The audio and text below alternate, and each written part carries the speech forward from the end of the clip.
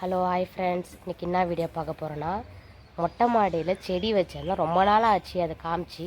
இப்போ மறுபடி காமிக்கிறேன். ரோஸ் செடியெல்லாம் பட்டு போய் மறுபடி துளுத்து வந்து ரோஸ் வச்சுருக்கு. வாங்க, வட வண்ணலாம் பேசக்கூடாது, ஸ்ட்ரைட்டாக போகணும். வீடியோக்குள்ளே போகலாம். ஓகே வாங்க. பாருங்க, ரோஸ் எத்தனை ரோஸ் வச்சுருக்குன்னு பாருங்கள். இது எல்லாமே இந்த கன்று வந்து பட்டு போயிடுச்சு, மறுபடியும் துளுத்து வந்திருக்கு. நான் எதுவுமே பண்ணலை.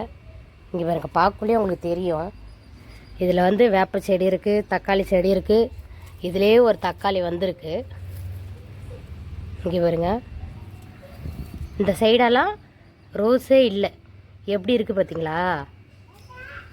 இங்கே பாருங்க, 1 2 3.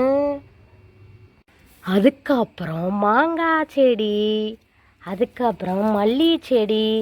இது குண்டு மல்லி. இது பார்த்தீங்களா? இது வந்து சிறுவாபுரி கோவிலில் வாங்கினேன். இந்த வச்சிருக்கு பாருங்க முட்டு. எப்படி இருக்குது பார்த்தீங்களா? இதுக்கெல்லாம் நான் எதுவுமே போடல, எந்த உரையும் போடல. நார்மலாக அழகாக அதுவே வளர்ந்து வந்திருக்கு. இது சப்போட்டா மரம்.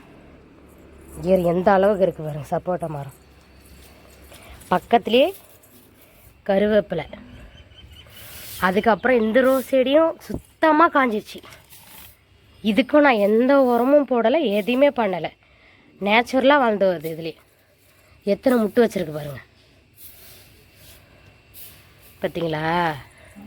இந்த துளசி செடி இதுவும் சுத்தமாக காஞ்சிச்சு. இப்போ தான் துளுந்து வந்திருக்கு. இதை பார்த்தீங்களா?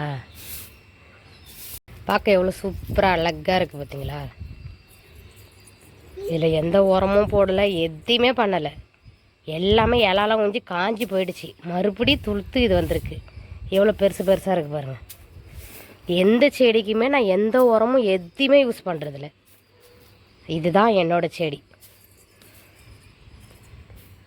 கையாலே பெரிப்பாங்க, அவ்வளோதான். ஓகேங்களா?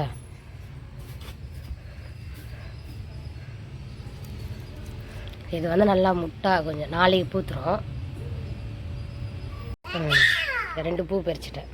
கொஞ்சம் சூப்பராக அழகாக இருக்குது பாருங்கள்.